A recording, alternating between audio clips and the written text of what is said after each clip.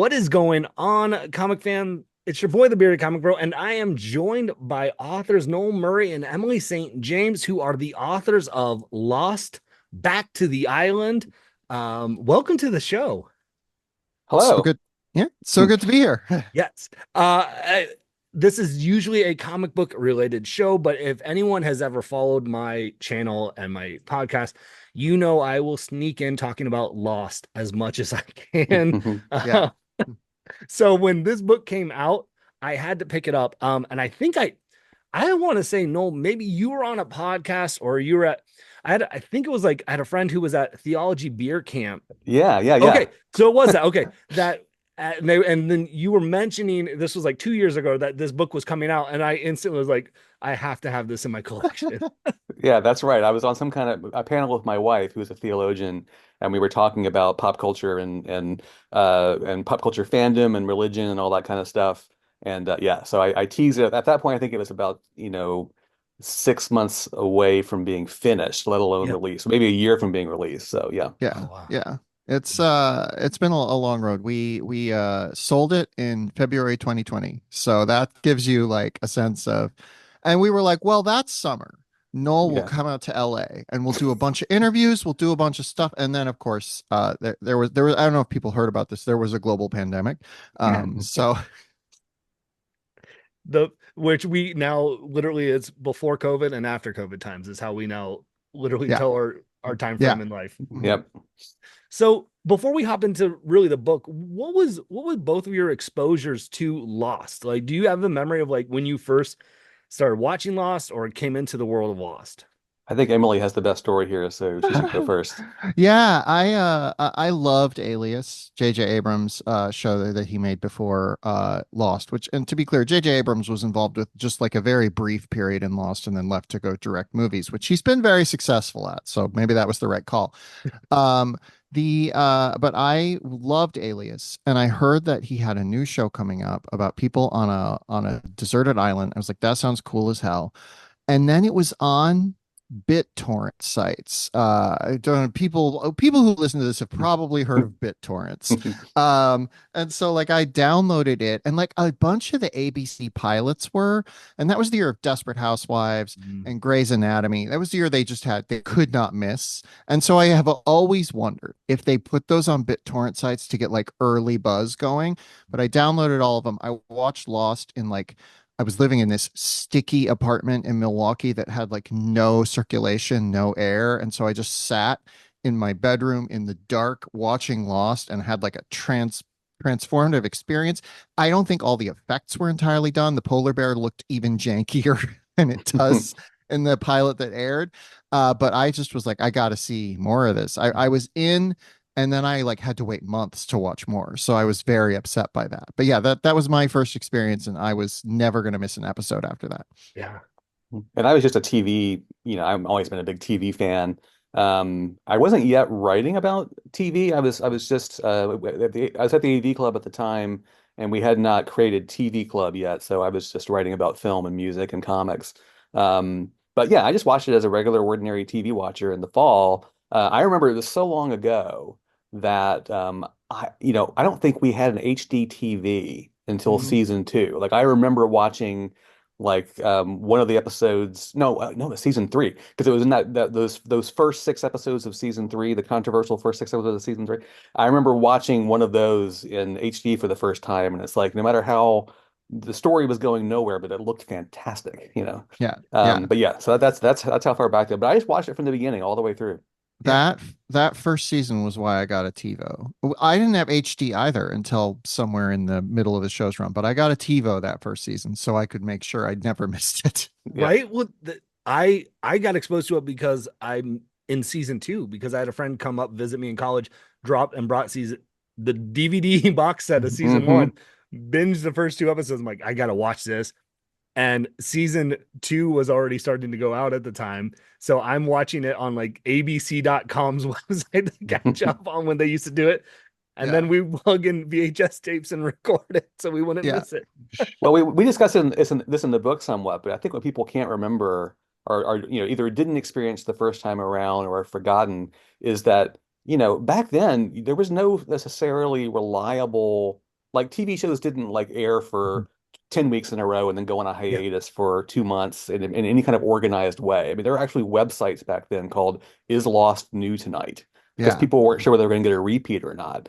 So yeah, I mean, it was a whole different world that show came into. Yeah, you think about like the earliest streaming platform, which is Hulu, launches in the middle of this show's run and doesn't have loss because it starts as an NBC Fox venture and then ABC comes in, I think before the last season of Lost. I don't remember the timeline exactly. But yeah, streaming wasn't around really. And like catching up on a show, you had to go to the network's website and watch the same ad 15 It's times. Yeah. horrible. Like It's so bad. Mhm.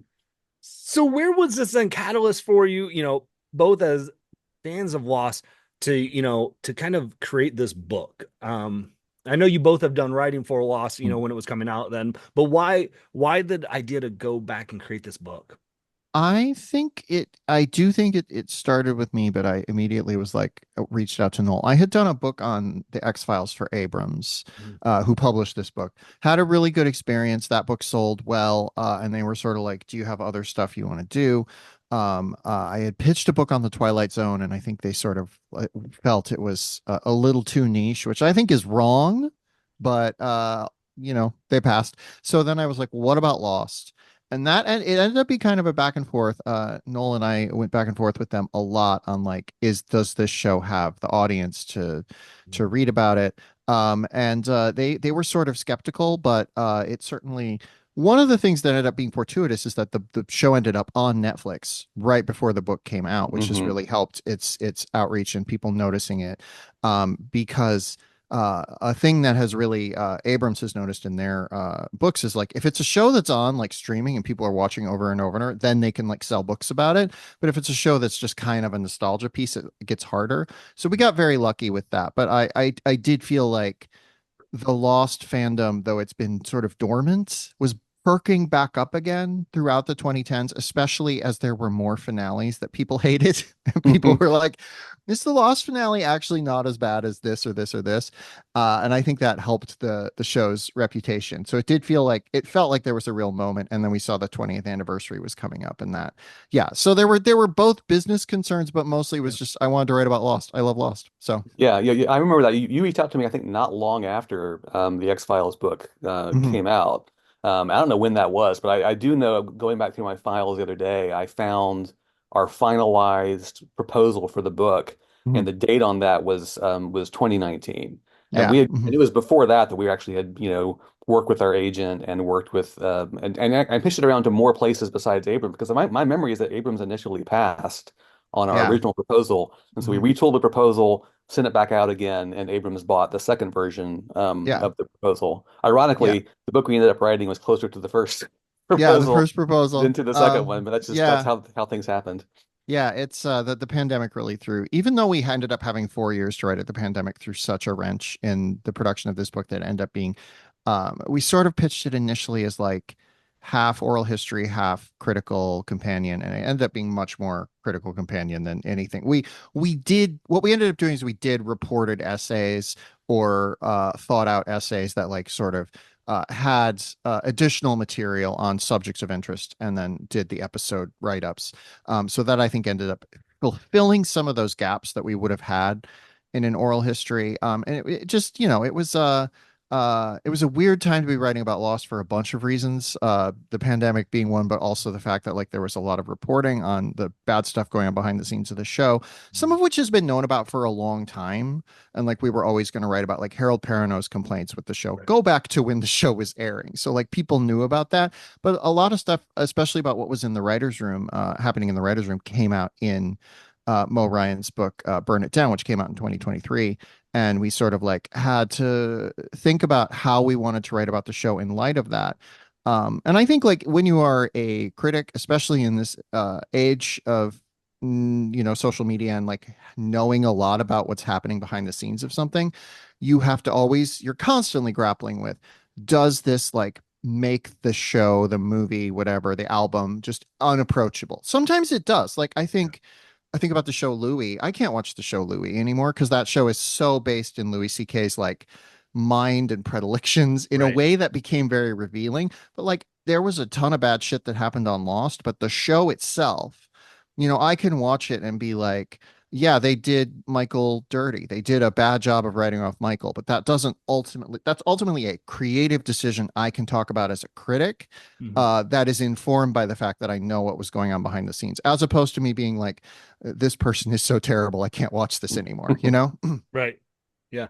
You mentioned Burn It Down, which I had picked up and read it previous to this book, and you both mentioned that you mentioned that kind of in your book as well. Did with that story, like how did that, like the stuff coming out about Lost, and how some of the actors were treated and stuff, how did that shift from your original proposals? Did it, because it sounds like it shifted a little bit because of that. It It's did. Yeah, go Yeah, it ahead. did. I don't want to get into too many specifics on all of that, but I will say that yeah, I mean, Yeah. part of the reason why we kind of abandoned the oral history was because it would be impossible to do an oral history at that point without digging into all that stuff. It would be Yeah. irresponsible, really. And neither Emily or I are investigative reporters. That's not really our strength. We wanted to grapple with this stuff as critics, Right. and cultural commentators or whatever, but we didn't necessarily want to have like a confrontational interviews with Matthew Fox. That was not Right. something that was necessarily Yeah. part of our vision,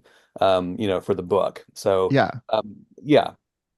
Yeah, and there's like, again, there's stuff that's been out there, Matthew Fox's legal troubles, things like that have been out there for a while. And like we already were going to talk about those when we were, Right. doing these things, but it was not going to be like, a hard, also when you do a hard-hitting investigation, you need to get lawyers involved, and it ends up being a very big budget proposal. And I don't want to say that like people shouldn't do that, but it Right. felt like what the book was, it was going to be like sort of undermined by that. But we had a lot of meetings that were like, is this book irresponsible to do now?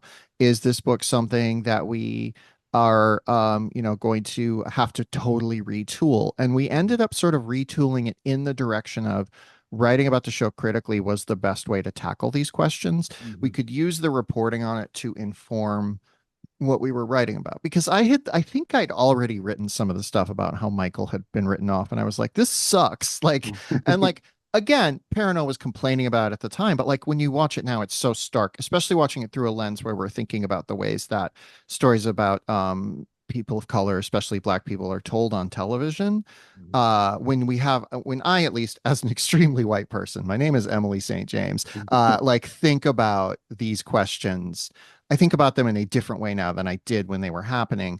And when you go back and sort of read the coverage of that episode and of Perrineau's talk about it, it is a dramatically different thing from what it would be today. So like that was already percolating, but Mo's book and some of the other reporting, and also Evangeline Lilly kind of gave an interview where she was like, I felt like they didn't write about Kate very well. And I was like, I feel the same. So let's talk about it. That all really helped sort of crystallize where the book went. And I think like it ended up in a richer place for it. But also like it ended up a very different book from what we had sold. So Yeah.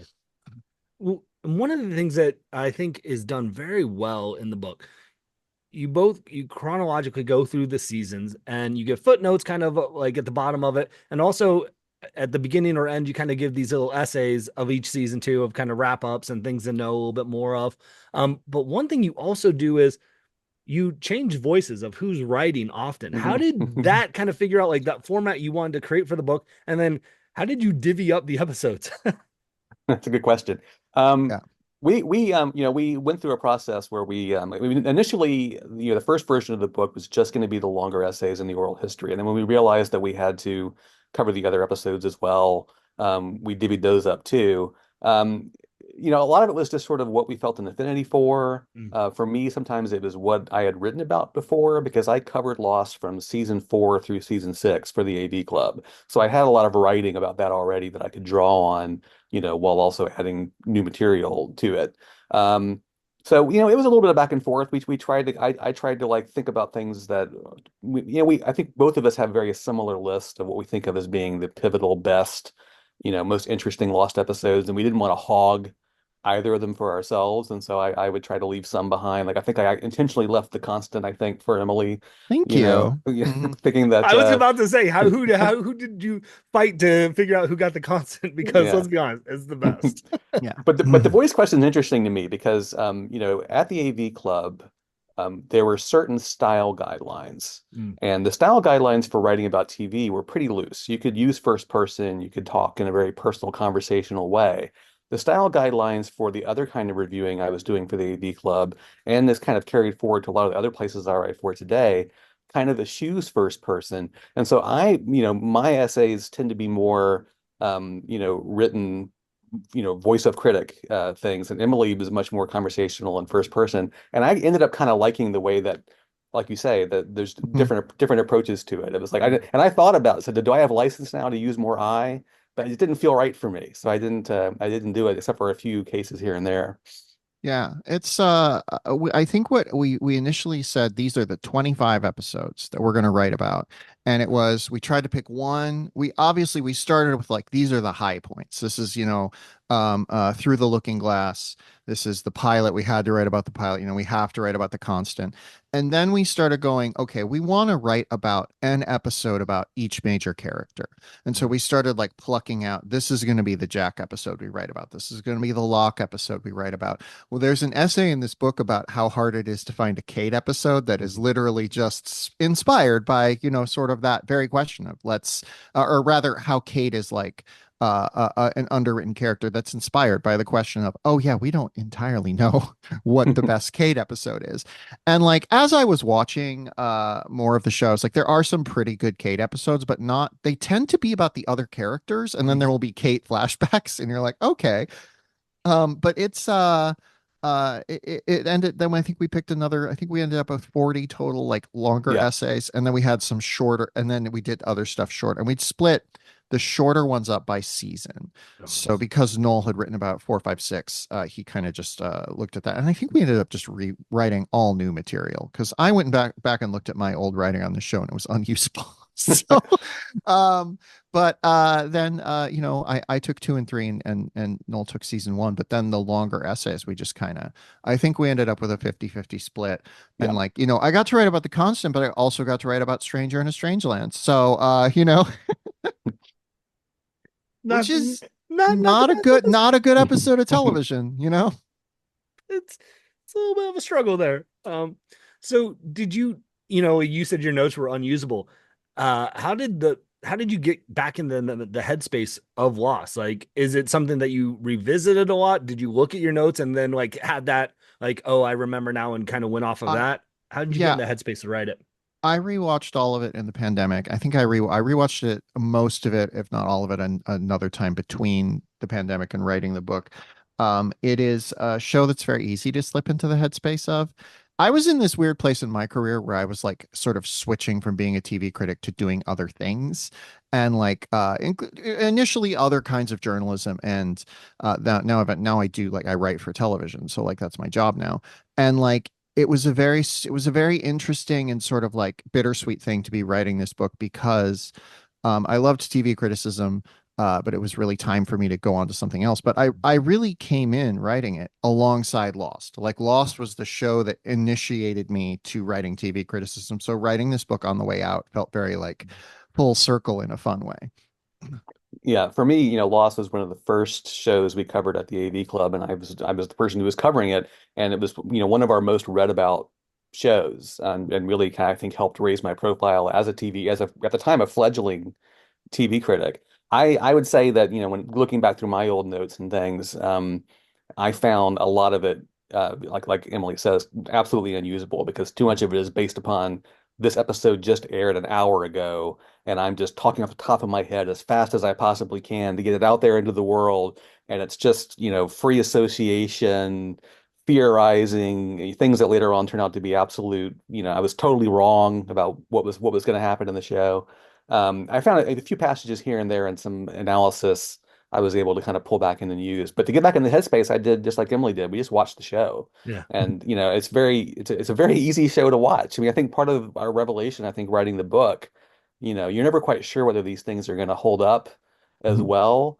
And, I think both of us had the experience that Lost is just a really well-made television show. I mean, the Mhm. episodes just kind of flow one to the other. And when you watch them all together after the complete show is over, you also begin to realize that a lot of the things that people complained about as saying, oh, well, that's a plot hole, or they never answered this.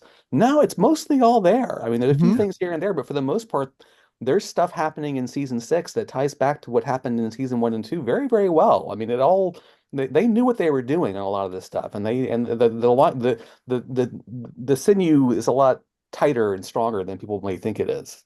Yeah, it's I think a lot about how people complain about how they never answered the polar bear question. And they do. They do. The problem is they answered it in a way that anticipated where TV was going. Where when you're watching this show straight through as a binge, you have no question about the polar bear. But they answered it over about 3 seasons of television across 2 years of time in like sprinkled throughout episodes, and people couldn't keep track of that unless you were an obsessive who was going online. And like a lot of people were, I was, but most of the just average viewers who sort of slowly tuned out of the show across its run were not those people. And like I think my probably my favorite show of all time is Twin Peaks. And like the problem of like who killed Laura Palmer, we need to solve that immediately. Like I think there is just still a portion of the audience that needs to have someone sit down and say what's happening. And there's nothing wrong with that. Sometimes those scenes are great. I don't want to like besmirch that, but it was not how Lost wanted to tell stories. And I think that ultimately was kind of the key fracture point with those folks. But rewatching it really reminded me of like yeah, how well made it is. A Mhm. lot of things. It was interesting because I talked earlier about like the sort of the problems with the storytelling about the diverse characters, which is more noticeable now. What is also more noticeable now is how a lot of television is not doesn't look as good as this now. Like Yeah. a lot of television is not as thoughtfully composed, as thoughtfully shot, as thoughtfully designed. And that Lost was a big budget show, Yeah. but we have a lot of big budget shows now that just kind of don't have the same eye for detail, aren't as interested in telling big visual stories, and I really feel like we have lost something in that transition. Yeah. It's interesting. You mentioned kind of how you view Lost is going to be kind of, you know, did you, I was one of those that, once I got caught up in season two, I watched it every week, right? Like when it Mhm. came out and was anticipating it. Just a year and a half ago, I watched it in 3 months with my wife who had never watched it. And she was able to, knowing how big of a Lost fan I was, kind of go, all right, what's going on here? I'm like, hold off. Let's save it till next month when we get it, but then then also having someone that instantly she could process the finale with that I've had time to deal with it. I've had time to process it and understand and think I know where they were going with it. And so it made it more enjoyable for her because she got to see those connective tissues that like you said, the polar bear, where it's told in like three different parts of the seasons very shortly. And if you aren't paying attention, you're like, wait, what? So Yeah. how we view the content we're consuming, I think also plays into our remembrance of it. And like Lost has a lot of faith in its audience to be paying a lot of attention and picking up little details. And it could have that faith because it was a huge hit show. Yeah. For whatever issues I had with Game of Thrones, it would often do storytelling in a similar way, where it would be like, here's a little piece here. And we're gonna pick that up a season later because it knew people were watching it obsessively. And like when you have an obsessive audience, I write for the show Yellow Jackets, and we know the audience is paying really close attention to things. So we know we can like drop stuff and they will pick up the little clues. And maybe the mass audience is not going to be as tuned into it, but we sort of have a sense of like there is this core audience that's going to like notice this. And like that's always really fun to have. And not every TV show can count on that. But Lost absolutely could. Yeah. And I think that the bad lesson that some TV creators learned from Lost was the idea that, oh, people want a puzzle to solve and Mhm. they want it to be very intricate, and they focus more on the puzzle, and oftentimes they come into it with, and we know how this is going to turn out. We know where the puzzle is going. We know how it all fits together. And then they never get a season two. So they never get a Mhm. chance to put the puzzle together because they forgot to make an entertaining television show. They Yeah. forgot to add characters and, storylines and all kinds of other things along the way, little cliffhangers. I mean, with Lost, I think they may have had some general idea of where it might be going in the end, but I think for the most part they were like, what can we introduce this week that is going to have people on the edge of their seat? Mhm. Yeah. And And we'll figure it out later on what we're going to do with it. But for now, let's just get people thinking. Yeah, and what's interesting watching it now is you see these little hints to things they wanted to do that but didn't have the budget for. There's a lot of talk about a volcano, and then Volcano, they yeah. didn't have the budget for the volcano, so it's now there's like a hole in the ground that It just glows. goes. And as much as I defend the hole in the ground that glows, a volcano would have been a lot cooler. Like that would have been a lot more awesome. Yeah. But yeah, it's I think a lot about how Alias, the show before this, J.J. Abrams had this elaborate Bible of like, this is where the Mm. show's going to go season to season to season. And they got to the middle of season two and they were just struggling to tell stories within the template they'd set up. So they do this episode that is like, we're going to basically do what the series finale would have been in the middle of season two. And then we're going to figure out what the show is next. And the back half of season two is probably the best part of that show because they're just spinning their wheels, figuring stuff out and having fun along the way. Mm. And I do think to some extent the that doing that kind of like hurt the show in certain ways because they kind of ran out of runway. Yeah. But there is something so exciting about seeing a show just like throw everything at the wall and not worrying about what's going to stick. And to some extent, when you're telling a big genre TV show like this, that's the approach you have to take because holding things back ultimately feels a little unsatisfying. Yeah. I want to respect both your time. But so I want to do a couple quick hits of, do you have a favorite season that you like, if you can only watch one that you're going to go back to and hit? I'll let you go, Noel. I think we have the Okay. same answer. It probably is. I mean, I'm taking five. I Mm. love season five. I love the island itself becoming the time traveling Mhm. thing and taking you through the different eras. I think it's a very clever solution to a narrative problem, which is we have a lot of backstory we got to fill in. And rather than having somebody just stand up and tell us it or having it be a flashback in the usual bifurcated, lost way where they go back and forth, instead, let's just send everybody back to the Dharma Initiative and we'll see it happen, firsthand. Mhm. I find that season clever, exciting. It really builds. It's the shorter, one of the shorter seasons, like four and six, so it has a real momentum to it. Mhm. Yeah, season five is absolutely my favorite. Yeah, my pick is always season five. I think that it is it if I'm going to go to a desert island and I only get one season of Lost to bring with me, which is a very specific version of that Right. question. Was Mm. No, no, no. Season five is the one that has it starts and ends in a way that tells a complete story. And like obviously there's little hanging threads for both in both directions that like you could, if you haven't seen the show before, you might be like, what's that all about? But the central device of time travel is so clever. And the first half of the season, especially where we're cutting to off island as they're trying to get back and on island as they're just flashing through time and like the time distortion is like causing them to like die one by one is so cool and so exciting and has so many great things in it. But yeah, if I had to pick a runner up, I always say, and this is a controversial choice, season three. Mm. The first half ish of that season is kind of a mess.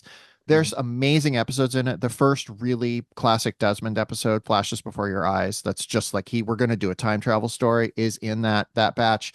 The first Juliet episode, Not in Portland, is terrific. It has like a good season premiere, all things considered. But yeah, you have Stranger in a Strangeland in there, and you have that kind of glut of episodes where they're in the other's prison, and it just kind of feels like they're spinning their wheels.